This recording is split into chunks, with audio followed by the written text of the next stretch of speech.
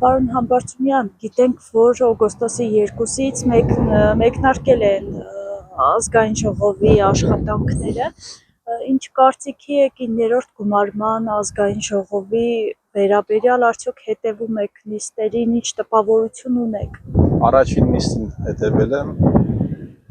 դե շատ ցավալի է, ես երեկ էլ գազի հետ կապված եւ նաեւ այն քաղաքական հանգամանքներով, որը ստեղծեց այս պարլամենտը, ես ուզում եմ հիշեցնեմ, որ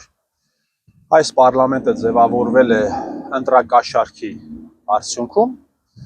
ինչպես նաև զանգվածաբար կիրառվել է վարչական լծակ, վախ, պատկերավոր ասած Փաշինյան Նիկոլը ասում էր, եթե ինձ չընտրեցիք, պատերազմ պիտի լինի սեպտեմբեր կամ հոկտեմբեր ամսին,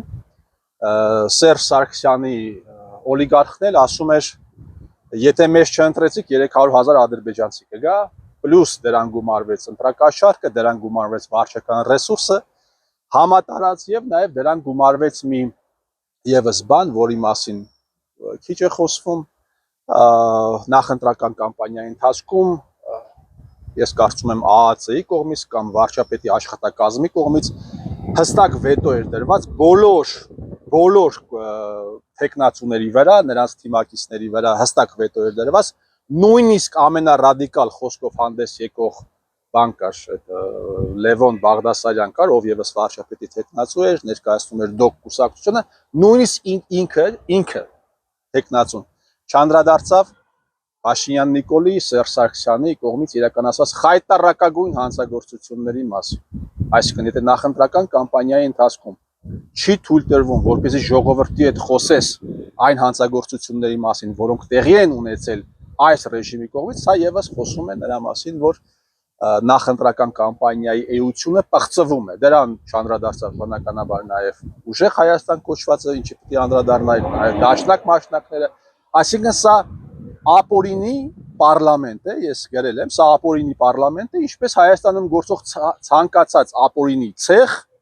ցանկացած ապօրինի կազինո կամ ցանկացած ապօրինի պոռնկատուն, ինքը եւս ապօրինի է։ Սպասել ինչ որ բան այս պարլամենտից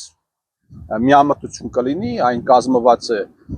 Նիկոլ Փաշինյանից բռոդից, այն կազմված է Սերժ Սարգսյանից բռոդից, իդեմս ուժեղ Հայաստանի եւ այն կազմված է ուժեղ դաշնակ մասնակներից, որոնց մի մասի վրա նույն Սերժը էլի ազդեցություն ունի, մի մասի վրա էլ ազդեցություն ունի Ռոբերտ Քոչարյանը։ Շատ ցավալի է։ Գումարած սրան նաև առանձին անհայտ, ընդհանրապես անհայտ մարդիկ են հայտնվել պարլամենտում, պարլամենտ չէ, էլի դա չգիտեմ ինչա, այսինքն որևէ բան սпасել այս հիմնարկ ձեռնարկությունից անիմաստ է, լավ է Արթիկի ավագանուց ինչ որ բան սпасես, Ախուրյանի ավագանուց երևի սпасելը ինչ ավելի ճիշտ կլինի, քան թե այս խորհրդարանից։ Բացահարձակ ապօրինի ոչ լեգիտիմ խորհրդարան, որի ղեկավարել բերեցին այդ հիմնարկի վարիչել բերեցին կարգեցին Ռուբինյան Ռեին։ Մեկ այլ խայտառակության։ Պարոն Համբարձումյան, մենք տեսանք, որ այս շաբաթվա ընթացքում ձերբակալություն եղավ, Մարտուն Գրիգորյանին կալանավորեցին 2 ամսով, իշխանությունը ինչ ուղերձներ է տալիս հատկապես գյումրեցիներին, մենք տեսնում ենք, որ ՔՊԱ-կան ավագանու անդամները ստատուսի մակարդակով Facebook-յան փորձում են ցույց տալ, որ քաղաքում կա կառավարման ճգնաժամ, անհապաղ անհրաժեշտություն կա իշխանափոխության,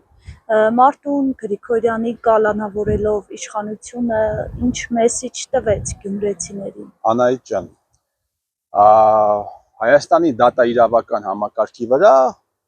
խոշոր ազդեցություն ունի ինչպես Փաշինյան Նիկոլը, շատ լուրջ ազդեցություն ունի նաև Սերժ Սարգսյանը։ Հիմա պիտի հասկանալ այս կալանավորումը, ընդհանրապես Հայաստանի Հանրապետությունում ինչ որ մեկի նկատմամբ բանը սկսում են քաղաքական process-ներ մեկի շուրջ գեներացնել, ամենահայտնի մեթոդը դա ձերբակալել,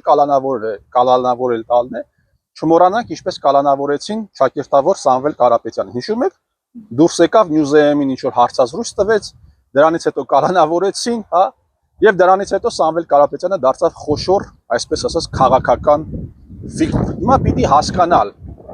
Մարտուն Գրիգորյանին կալանավորելու որոշումը տրվել է Մելիք Ադամյանում, որովհետև դիմացը պարլամենտական ընտրություն են, թե սա իշխանությունների հերթական քայլն է ընդդեմ իրեն իբրև թե ընդդիմացողների։ Ես չգիտեմ։ Մարտուն Գրիգորյանը 5 տարի նստած եղել պարլամենտում, ես չեմ լսել, որ Մարտուն Գրիգորյանը մի անգամ ընդդիմանա այն այլանդակություններին, որոնք տեղի էին ունենում, սկսած խոսքը գնում հրապարակային խոսքին վերաբերում, սկսած 2 տարի առաջ ամբողջ հանրապետական կուսակցությունը իր ողջ անսամբլով հարձակվել էր Միքայել arczepiskopos-ի վրա, ես չլսեցի Մարտուն Գրիգորյանը ինչ-որ բան ասի, վերջացրած նաև Մարտուն Գրիգորյանը պարլամենտում է եղել, երբ Արցախում տեղի էր ունենում էթնիկ զտում։ Արցախում տեղի ունեցած էթնիկ զտումը իրականացվել է Հայաստանի Հանրապետության իշխանությունների տված պատրվակով։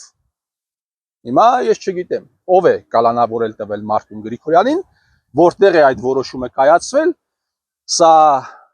քաղաքապետի ընտրություններին ընդառաջ փորձում են էլի process-ներ գեներացնել, թե սա Նիկոլ Փաշինյանի որոշումն է։ Ես հիմա չեմ կարող ասել, որոշ ժամանակ անց պարզ կդառնա։ Երևի 1-2 ամիս հետո պարզ կդառնա։ Բայց այն, որ Հայաստանի Հանրապետության ազդեցիկ մարդիկ, ովքեր դատա իրավական համակարգի վրա ունեն լծակներ, օգտագործում են այդ լծակը քաղաքական process-ներ գեներացնելու համար, սա արդեն հասկանալու համար երևի 7 դիպլոմ պիտի չունենաս, որ այս ամենը հասկանաս։ Պարոն Համբարձումյան, դուք նախորդ հարցազրույցի ժամանակ տեսակետ հայտնեցիք, որ Ավետիս Առաքելյանը կվերցնի պատգամավորական մանդատը, բայց մենք տեսանք, որ չվերցրեց, նա հրաժարվեց պատգամավորի մանդատից, նա ասաց, որ եթե վերցնեի քաղաքում իսկապես ճգնաժամ կառաջանար, արդյոք կարող ենք ասել, որ Ավետիս Առաքելյանը խառնեց իշխանության պլանները կամ այսպես ասած խաղաքարտերը։ Ես ինչու այդպիսի տեսակետ հայտնեցի, որովհետև քաղաքապետի տեղակալը պահում էր լռություն էր պահում, 1, երկրորդը սկզբից իրեն իր տեղը 28-30-ում է եղել, հետո իրեն բերեցին առաջ 2, եւ այս ամենը խոսում էր նրա մասին, որ այս անձնավորությունը պիտի վերցնի մանդատը։ Բացի դրանից, ես նաեւ զարմանք եմ հայտնել, միգուցե այսպիսի խոսքերն էր նաեւ ճնշում բանեցրեցին իր վրա, որպեսզի ինքը չվերցնի մանդատը, բայց ես նաև մեծ զարմանք եմ հայտնել այն կապակցությամբ, թե ինչ գործ ուներ Ավետիս Առաքելյանը Սերժ Սարգսյանի ցուցակում, այն դեպքում, երբ իր ընտանիքի հետ տեղի ունեցածի հետևում կանգնածներից մեկը հենց այդ անձնավորությունն է։ Ինչ գործ է ունեցել ինքը այդ ցուցակում։ Այո, ես ինչ որ կանխատեսում եմ արել, որը չի իրականություն չի դարձել, բայց դրանից էական ինչ որ բան չի փոխվում։ Ինքը մնում է այս թիմի մեջ, մնում է այս թիմի անդամը, եւ այն թիմի անդամը, ով Նիկոլ Փաշինյանի հետ պայմանավորված, երեք երբ Ռուբեն Ռուբինյանը ասում էր, մենք պայմանավորվել ենք, հիշում եք, չէ՞, այդպես ինչ որ բան է ասել, մենք պայմանավորվել ենք, ես վերնագրերը նայեցի, հիմա կարող է պայմանավորվածությունը չեղարկվի եւ շատ մեկնաբաններ ասում են, բա այդ դեպքում դուք իշխանությունների հետ ուժեղ Հայաստան պայմանավորվել եք, ես ելի եմ ասում, ուժեղ Հայաստանի պայմանավորվածությունը այս իշխանությունների հետ սկսվել է դեռ 1 տարուց ավել առաջ։ Նոր չէ որ պիտի պայմանավորվեին։ Այդ պայմանավորվածության արդյունքում է, որ այս մարտի 29 մանդատ են ստացել պարլամենտում Ռոբերտ Քոչարյանին հրելով պատմության արխիվ։ Սա ամբողջությամբ պայմանավորվածության արդյունք է եղել։ Իսկ ինչ վերաբերում է բան խառնելուն, ձեր ասած խաղաքարտերը խառնել, իհարկե ոչ։ Խաղաքարտեր չի խառնվել, ցավոք սրտի այս իշխանությունները հիմնականում ինչ ցանկանում են, իշխանություն ասելով նկատի չունեմ միայն Նիկոլ Փաշինյանին, իշխանություն ասելով նկատի ունեն նաև իրեն իշխանության բերած Սերժ Սարգսյանին, ինչ ուզում են այս մարդիկ անում են, հələ որ այնպես որ Ավետիս Առաքելյանը չի խախտել եւ չի կարող խաղաքարտեր խառնել։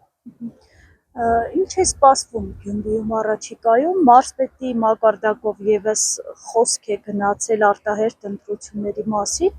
նա հիշեցրել է, որ հոկտեմբերին Շիրակի մարզի մի շարք համայնքներում թիմ ընտրություններ են լինելու, նա նաև նշել է, որ Գյումրիում էլ կա այդ անհրաժեշտությունը, ինչ է սպասվում սեպտեմբեր-հոկտեմբեր ամիսներին Գյումրիում։ Դե կապրենք կտեսնենք, եթե իրենք նպատակադրված են Գյումրիում արտահերթ ընտրություններ անցկացնել, եթե ուժեղ նպատակադրված են, իրանք անպայման այդ արտահերթ ընտրությունները իրականացնեն, բայց Գյումրիում իշխանությունների վարկանիշը շատ ցածր է, իշխանության ներկայացուցիչների վարկանիշը Գյումրիում շատ ցածր է, եւ